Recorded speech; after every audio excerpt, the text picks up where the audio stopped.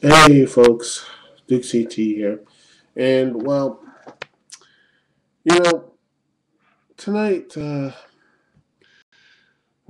let's be honest here, folks. Let's get this out of the way. The entire pay per view will be remembered by one thing. And you know that one thing is Jeff Hardy's and Sting's match.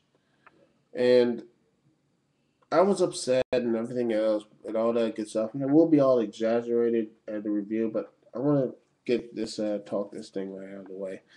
You know, it's a shame. It really is a shame that Jeff Hardy, this stuff with Jeff Hardy is overshadowing what was actually an okay pay per view. Even though there were some crappy moments like the catch up and the catch up from Matt Morgan and uh, Hernandez match, and the Woe pin, that long pin from the knockout matches and everything else. There were a couple of bad matches, but there was actually a lot of good stuff. I mean, Bully Ray and Tom Dreamer was actually surprisingly good. Um, the Ultimate X match was good as well. You had the uh, Beer Money versus Inc. was really good, and AJ Styles and Matt Hardy just really shut the whole show place down. Just really, there was really great stuff there. And once I saw what happened to Jeff Hardy, I don't want to be a person who is so negative and everything else. Because I'm a positive person, and I believe that people deserve like second chances, or maybe a third, or even a fourth chance. But once I saw with Jeff Hardy tonight, I think he needs to go for his own safety, for his own good. I mean, we all heard the stories about him and Mr. Anderson, Ken Anderson.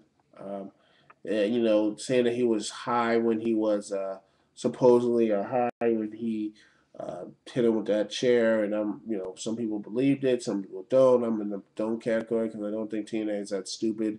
Nor I didn't think Jeff Hardy would actually be stoned or high at this, stoned high, what have you, when he is going to be facing and still facing federal drug charges. But yet, after tonight, I have to wonder. I mean, even though supposedly he's clean, he has a newborn child, and he's doing all this stuff. You gotta wonder what's going on with Jeff Hardy. What made Sting basically call an audible and basically say that, you know what, this guy can't wrestle? In fact, um, sorry about that. Um, in fact, you had this whole, supposedly they were going to do this no disqualification because Immortal was going to come out and Fortune was going to come out just to delay the match for 5 or 6 minutes, and Sting just said screw it and just Sting and Death dropped him. What happened here? What happened? And what made Sting basically do this? And what drew TNA to a point that this has to be it. This had to happen. If TNA had to go this route, are they really thinking that this was a good deal they made with Jeff Hardy? Is this the main reason why they hired this person? To me, this proves one thing. This proves 100% without a doubt that the Jeff Hardy hire was a complete and utter bomb. Jeff Hardy was a complete and utter bomb, and not only is endangering himself. How TNA this right here basically makes TNA the laughing stock because we all thought TNA all to get the bad finish, but this right here, this 1 minute match truly makes them truly Bush League. And there's no debate. I don't. Where's the TNA defenders? I want to hear all those guys now. What are the people who are saying, "Oh, give the TNA a chance, man? They're bailing up for something." How do you defend this? How the hell can you defend this? You can't. Can you? You can't defend this. No one can defend this, and people are surprised. People are surprised that TNA doesn't get a high rating. So they pop one rating here, and the rest they just drop like a stone. They just go. I mean, they don't. They do not build to the future. They have some. I mean, the people AJ Styles and Matt Hardy have probably had one of the best matches. Probably the best match of the night. Heck, hell, probably have a match of the year candidate. I'm not too. I am proud to say that. I would say that right now. AJ Styles and Matt Hardy had a match of year candidate match, and then to be overshadowed by this crap, by this bull, by BS, by Jeff Hardy, inability to perform, his inability to stay clean and sober during the war for a war heavyweight title for a match and period, in this company and everything else. The fault lies here, not only with Jeff Hardy, because to me Jeff Hardy's the main problem here. Because he realized that this, I mean, he has a newborn child and he's still acting like this. I'm sorry, he needs to get help, serious help. Maybe jail needs finally wake him up. And the second culprit in this is TNA, who let this get this far. Instead of picking, say, Mr. Anderson or Kurt Angle, for the main guy from Raw, they pick this guy, and this right here proves that why Jeff Hardy. This stuff right here proves why the WWE does not want Jeff Hardy back. This stuff right here proves why they released him once and suspended him twice. This stuff right here. Because honestly, what company puts up with this stuff? Ladies and gentlemen, I give you this.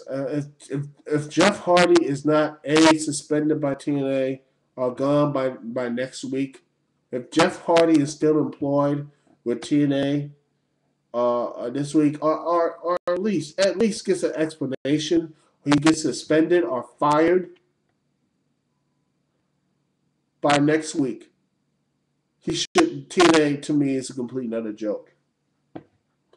And at this point, I may have to stop seriously studying, doing reviews on this company, because if they're going to keep a person who is so dangerous on himself, a person who's not only a danger to himself but a danger to others in this ring in the ring, that Sting in a main event match had to call off, basically call an audible to basically get a 1 minute match, and they not only put and TNA still puts him in that same position, then they deserve to fail. They deserve to have no fans left. They deserve to get their best talents taken away. They deserve to be non-existent. They deserve to be the joke of a pro wrestling company. Because TNA, this is your moment. You could have. There's two choices you could go right here. You could go that same old TNA route and just try to sweep this under the rug, or you can go the other way. You could actually be productive about this. You can fire Jeff Hardy. You can say, ladies and gentlemen, we fucked up. We screwed up. And right now, we're going to put the best shows out here.